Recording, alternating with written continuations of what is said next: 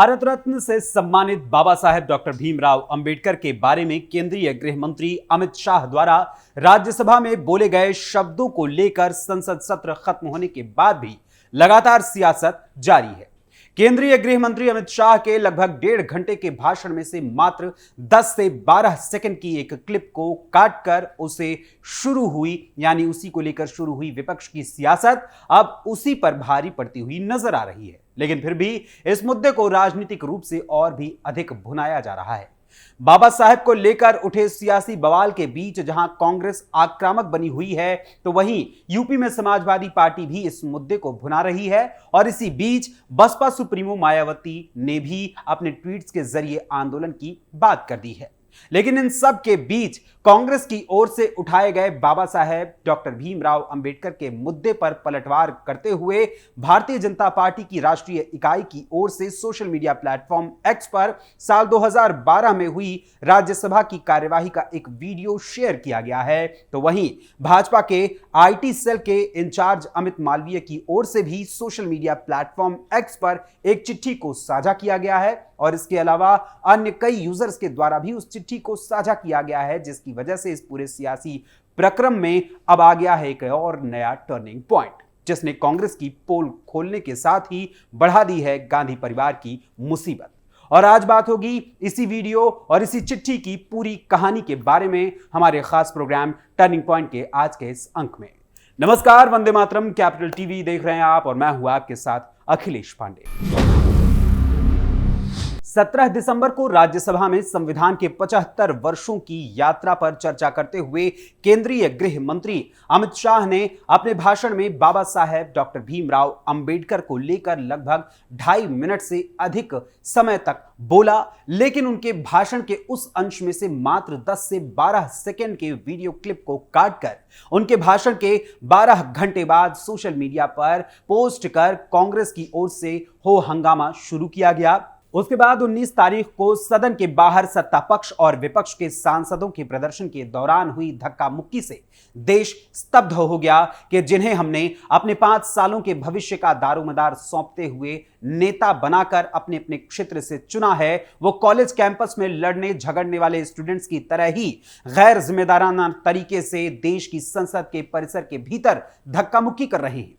वहीं इसके साथ ही जहां देश की राजधानी में संसद में यह पूरा बवाल हुआ, तो उसके अगले दिन भी विपक्षी सांसदों के साथ साथ सत्ता पक्ष ने भी अपना प्रदर्शन जारी रखा, जिसके चलते संसद की कार्यवाही को अनिश्चित काल के लिए स्थगित करना पड़ा था। और अब इस मामले पर ट्वीट्स के जरिए युद्ध भी छिड़ गया है। बाबा साहेब डॉक्टर भीमराव अंबेडकर पर शुरू हुए विवाद और राजनीति के बीच हुई धक्का मुक्की में बीजेपी के 2 सांसदों के घायल होने के बाद जहां भाजपा की ओर से कांग्रेस सांसद व नेता प्रतिपक्ष राहुल गांधी के खिलाफ एफआईआर दर्ज कराई गई है, तो वहीं अब इसके साथ ही 20 दिसंबर को दोपहर 3:25 पर भाजपा की राष्ट्रीय इकाई ने सोशल मीडिया प्लेटफॉर्म एक्स पर 2012 यानी साल 2012 के मई महीने में हुई राज्यसभा की कार्यवाही का एक वीडियो साझा किया है, जो अब चर्चा का विषय बन गया है।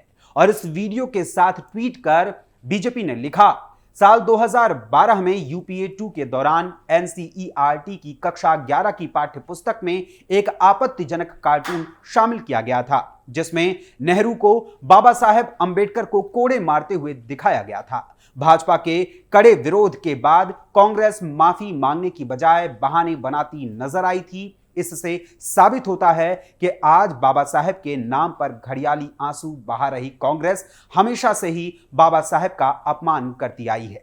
सबसे पहले तो आप भी देखिए साल 2012 के मई महीने में हुई उस राज्यसभा की कार्यवाही का वीडियो, जिसको लेकर भाजपा की राष्ट्रीय इकाई ने कांग्रेस पर हमला बोला है। संविधान के निर्माता डॉक्टर भीमराव जी अंबेडकर जी का इस कार्टून के माध्यम से घोर अपमान करने वाला कृत्य किया है।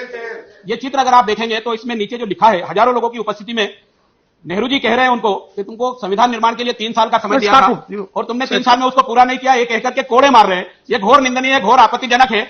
और ये सेंट्रल गवर्नमेंट से संबंधित एनसीईआरटी की 11वीं कक्षा के कोर्स में पढ़ाने की दृष्टि से बच्चों को भारत के भविष्य को ये विकृत शिक्षा देने का काम जिसने भी किया है, जिसने भी अप्रूव किया है, उनके खिलाफ कार्रवाई होना चाहिए। जब इसकी जानकारी मुझे अप्रैल के शुरुआत में मिली, तो मैंने एनसीईआरटी को चिट्ठी लिखी कि ये हमारे मायने में ये आपत्तिजनक है। और ऐसा कार्टून खास तौर पे टेक्स्ट बुक में नहीं होना चाहिए। और आप अपनी सफाई दीजिए कि क्यों ऐसा कार्टून ऐसी टेक्स्ट बुक में आया है। और उन्होंने पुनः में जवाब दिया। और क्योंकि आपको मालूम होना चाहिए कि ये जो टेक्स्ट बुक बनाने वाले हैं ये एनसीईआरटी के लोग नहीं है, वो एक इंडिपेंडेंट एकेडमिक अथॉरिटी का गठन करते हैं और उसमें कई लोग हैं। मैं उनका भी आपको नाम भी दे सकता हूं। टेक्स्ट बुक डेवलपमेंट कमेटी बनती है और उसमें जो चेयरपर्सन है वो हरि वासुदेवन है, professor department of history university of Calcutta. और उसके chief advisers Yogendra Yadav, senior fellow centre of studies of developing studies Delhi, Suhas Palshikar, professor department of politics and public administration university of Pune Maharashtra. और फिर उनके एडवाइजर्स हैं केसी सूरी और फिर कई मेंबर्स हैं। मैं सारा का नाम नहीं लेना चाहता, लेकिन सब एकेडमिक लोग हैं। इनमें एनसीईआरटी के जो ऑफिशियल कोई नहीं। वहीं अब बात करते हैं उस चिट्ठी की जिसको लेकर सोशल मीडिया पर बवाल मचा हुआ है, जिसे भाजपा की राष्ट्रीय आईटी सेल के संयोजक अमित मालवीय ने सोशल मीडिया प्लेटफॉर्म एक्स पर पोस्ट करते हुए ट्वीट कर लिखा, ये कल्पना से परे चौंकाने वाला है। 26 जनवरी 1946 को ये पत्र नेहरू ने अमृत कौर को लिखा था, जिसमें उन्होंने पूज्य बाबा साहब भीमराव अंबेडकर को देशद्रोही बताया था और उन पर अंग्रेजों से सांठ-गांठ करने का आरोप भी लगाया था। हमारे संविधान के निर्माता बाबा साहेब अंबेडकर और पूरे दलित समुदाय का इससे बड़ा अपमान और कुछ नहीं हो सकता। डॉक्टर अंबेडकर के प्रति कांग्रेस का गहरा तिरस्कार परेशान करने वाला और अस्वीकार्य दोनों है। वहीं अपने इस ट्वीट में अमित मालवीय ने इस पत्र के एक अंश को भी लिखकर साझा किया है, लेकिन पूर्व प्रधानमंत्री जवाहरलाल नेहरू की इस चिट्ठी में पूरा क्या लिखा है, अब जरा वो भी जान लीजिए, जिसके आखिरी पैराग्राफ पर निशाना साधते हुए भाजपा की आईटी सेल के इंचार्ज अमित मालवीय ने उसे कोट कर अपना ट्वीट लिखा था। नेहरू की इस चिट्ठी में लिखा है, प्रिय अमृत, मुझे आपके 2-3 पत्र मिले हैं। जहां तक मेयर के पत्र की बात है तो मैंने उसे सिर्फ बापू की जानकारी के लिए भेजा था। इस बारे में कुछ नहीं किया जा सकता। मैं खून से लिखने और तिलक के निशान लगाने के इस व्यवसाय के बारे में आपसे पूरी तरह सहमत हूं। मैंने बार बार विरोध किया है। नैन अब अगले सप्ताह की शुरुआत में यहां आने वाली हैं, लेकिन जब तक वो वास्तव में नहीं आती हैं मुझे यकीन नहीं होगा। आपने बंबई में कम्युनिस्टों पर हुए हिंसक हमले के बारे में पढ़ा होगा। ये एक असहनीय स्थिति पैदा कर रहा है। मैंने इसके बारे में कुछ कहा है। मुझे उम्मीद है कि बापू इस मामले को अपने हाथ में लेंगे। शिलोंग में राय साहब सोनाधार दास सेनापति नामक सज्जन और उनके और मेरे बीच हुई बातचीत की रिपोर्ट के बारे में मुझे उस व्यक्ति का नाम नहीं पता है, लेकिन कोई व्यक्ति मुझसे मिला था और उसकी मूर्खता ने मुझे बहुत परेशान किया था। दी गई रिपोर्ट बहुत गलत है। उसने मुझसे पूछा कि कांग्रेस को अंबेडकर के पास जाकर उनके साथ समझौता क्यों नहीं करना चाहिए। मैंने उनसे कहा कि हम ऐसा कुछ नहीं करने जा रहे हैं।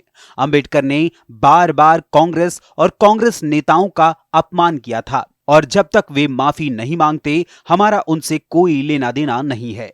मेरा पूरा जोर इस बात पर था कि अंबेडकर ने ब्रिटिश सरकार के साथ गठबंधन किया था और कांग्रेस के खिलाफ थे और हम उनसे निपट नहीं सकते थे। इस चिट्ठी के आखिरी पैराग्राफ में लिखे गए अंश को लेकर ही अमित मालवीय कांग्रेस पर लगातार हमलावर हो रहे हैं। वहीं इस चिट्ठी को लेकर सोशल मीडिया प्लेटफॉर्म एक्स पर अन्य कई यूजर्स ने भी कांग्रेस पर सवाल उठाए हैं।